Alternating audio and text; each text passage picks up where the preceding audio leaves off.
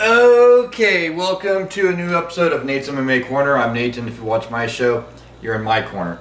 And as always, don't forget to like and subscribe. Today's episode is a post-fight show for UFC 227, Dillashaw versus Garbrandt 2, and Cejudo versus Johnson 2. The main event being for the UFC Bantamweight Championship, and the co-main event being for the UFC Flyweight Championship. So, yeah, I was at this event, and I'm wearing the event t-shirt that I got at the event, and I was celebrating my birthday there, and I'm going to do another episode where I just talk about my experience and everything that happened there and all the fun activities and all the great people I met.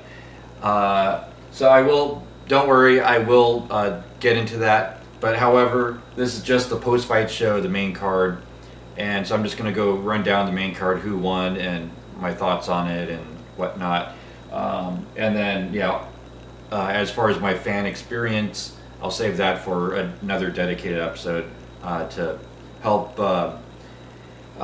keep things going and not be all over the place. So let's get started with the main card. Main event match in the bantamweight division. We had TJ Dillashaw, the UFC bantamweight champion of the world, defending against Cody Garbrandt, who was looking to get the belt back after beating Dominic Cruz for the belt. And as I mentioned on my pre-fight show, I felt like Cody Garbrandt did not beat Dominic Cruz. It was a bogus decision, and then I broke down why.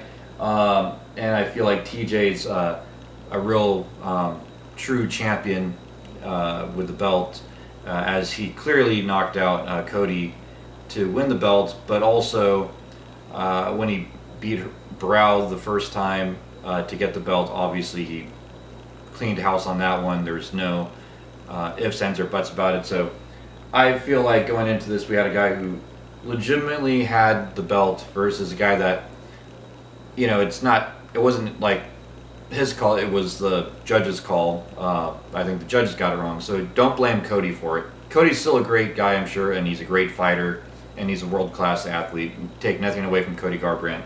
But yeah, anyway, so on my fantasy, I picked TJ Dillashaw to win first round KO, and that's exactly what happened. TKO knee and punches, 4 minutes 10 seconds into the first round.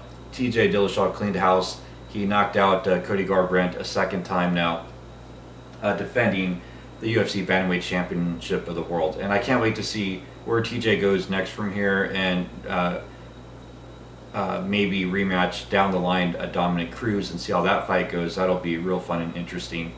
However, TJ really is a true champion in every sense of the word, as an athlete, and I'm sure as a person too. But yeah, TJ Dillashaw, I can't wait to see his next title defense. There's a lot of great bantamweights. You got Rafael Sunsao in that mix, I think, and then Marlon Moraes, people are forgetting him. So there's some prospects for title contenders right now at bantamweight. Anyhow, then on to the co-main event in the flyweight division. We had Demetrius Johnson defending against Henry Cejudo, and Henry Cejudo won split decision, 48-47 and 48-47, and then won 47-48 for yeah. So so two of the judges favored Henry Cejudo in this, and you know what? Like, even though Henry Cejudo is your new UFC flyweight champ, he won by split decision, winning the belt. I can see that Henry Cejudo was landing some takedowns throughout the fight, and some people are saying, well, he just stayed there and didn't do anything, and he wasn't really ground and pounding or moving, jumping guard, or moving to any sort of other positions to ground and pound and really work a submission or just ground and pound. He was just laying there. But however, when you take someone down and you lay on top of them, that's still a dominant position, and Demetrius Johnson wasn't doing a whole lot on the bottom.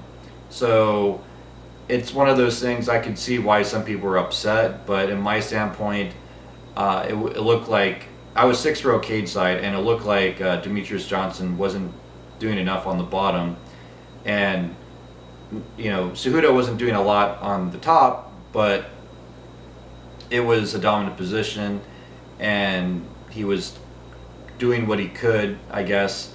And he essentially out-wrestled Demetrius Johnson to win the belt, is what I got out of it. And I think overall the judges got it right. I want to see Demetrius Johnson get an immediate rematch and have a trilogy.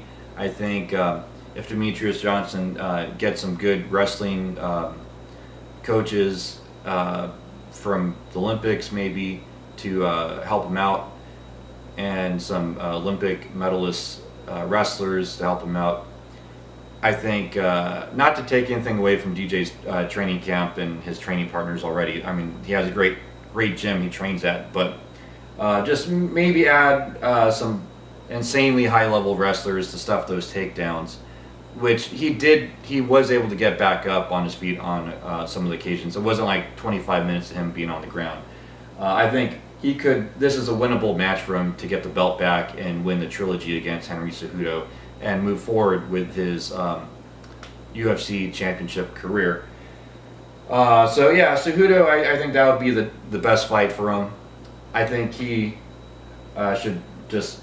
I think when DJ being 11 consecutive title defenses is one of those justifiable immediate rematches. I'm not always for immediate rematches, but in this case, let's do it. Give DJ some time to recover, get some time to train, clear his head, whatever, and then let's do the third fight. Then in the featherweight division, we had Hinata Moicano versus Cub Swanson. This fight, man, you know what? Like I was saying on my pre-fight show, I think I said on my pre-fight show, this fight could have gone either way, but I did pick Swanson by second round KO, as you can see in the red here. But I was sort of iffy on that because Hinata is high caliber jiu-jitsu and pretty solid striking. And man, he did his thing. Submission, rear naked choke, round one. Hinata Moicano is the real deal. And I met up with his manager at the post, I guess you could say a post-fight party. I mean, there's no real official, I guess, but there was, he was there and there's other people there. But I was talking to him and he was saying that, this guy's the real deal. He's, a stud, talented athlete, and he was pretty much expecting this result in this fight. They both lost to Brian Ortega, but Moicano was really winning that Brian Ortega fight until he got caught with the submission. And I think had Moicano not tried to play the ground game with Ortega and just maybe backed off, we would be saying Moicano won a decision over Brian Ortega. That's really impressive. So I think Hinata Moicano definitely deserves to fight a top 10 guy in his next fight. This win was no fluke for Hinata. And I hope that Cub rebounds from this fight. I think he can. I think he still has all the skills in the world and all the potential. And he still has some time left in his career. I could see Cub lasting a few more years in his fight career, and it doesn't seem like he wants to hang it up anytime soon. So I think Cub should just clear his head and take care of his personal life with the family and everything. Seems to be going well for him, and hopefully it stays that way. And just figure out his pro career and get back on track. And some people are saying Charles Rosa. I think that could be a good opponent. This was a good fight. This is one of my favorite fights on the main card because it was a quick finish, and I like finishes. I'm not the biggest fan of decisions. So, and I have nothing against Hinata, but it was, being in the valley where Cub's from, there is that sort of, it was kind of sucks to see the hometown guy lose, but Hinata is the real deal, and he deserves all the praise in the world right now. Anyhow, in the women's strawweight division, we had JJ Aldridge versus Pollyanna Viana.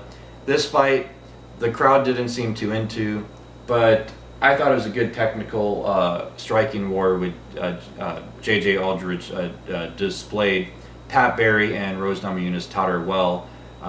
She stuck real well to her striking fundamentals, and it paid off. There wasn't, from what I could remember seeing, is a lot of flashy moves. It was real basic. Stay in the pocket and let your hands go. And it was, she did her thing. I mean, she would move side to side on occasion, but yeah, JJ Aldridge, she won this fight fair and square, unanimous decision, 29-28, 29-28, and 29-27. And it was a good win for JJ Aldridge, and it really puts her on the map because Pollyanna was expected to pretty much walk in there and walk through JJ. At least that's what I thought was going to happen. I still think the world of Pollyanna as a talented prospect in the UFC, but that's not to take anything away from JJ. I think JJ's really talented too. She had some fights in other promotions like Invicta FC, and she definitely belongs in the UFC, and I think she definitely should fight a top 10 opponent in her next fight. So it'll be interesting to see how that pans out. And also, if she ever works or gets to a title shot and Rose still the champ, how will that play out? So that's what I'm really interested in seeing too. So anyhow, JJ did a good job keeping this in the standing, keep this a stand-up fight and teeing off on Pollyanna, and won by striking with points, and won by unanimous decision. A good win for JJ Aldridge. Anyhow, in the middleweight division to kick off the main card, we had Thiago Santos versus Kevin Holland. This was Thiago Santos just dominating Kevin Holland on the ground, and ground and pounding were applicable. And it was a good, clean win for Thiago Santos. And Kevin Holland really stepped up to the plate here because, you know, coming off the Contender Series, going up against Thiago Santos, I mean, I thought there was going to be a big knockout here for Thiago Santos, but he won still by decision in dominant fashion. And Kevin Holland hung in there, and he stepped up to the plate and tried to win and was going for it, but he was just outclassed by Thiago in every facet. I can't wait to see where Thiago Santos goes from here, as well as Kevin Holland. I think Kevin Holland can rebound from this loss. Anyhow, and props to Ricky Simon on his big win over Montel Jackson, and I hope Montel rebounds from his loss. And then, congrats to Black House superstar Shaman Moraes. That was impressive win. Hard-fought, technical striking battle with Matt Salas. And yeah, the Alex Perez knockout on the Fight Pass prelims of Jose Torres. That was amazing win for Alex Perez. And then Marlon Vera, thanks for the pick. He jumped out of the cage and took a pick. Anyways, I'll talk all about that on another episode. So until then, that wraps up this post-fight show. And stay tuned for, the pre-fight show down the line also for Gaethje versus Vick. So yeah, stay tuned for the pre-fight show, and stay tuned for my episode talking about my whole experience at UFC 227. And until then, as always, see ya!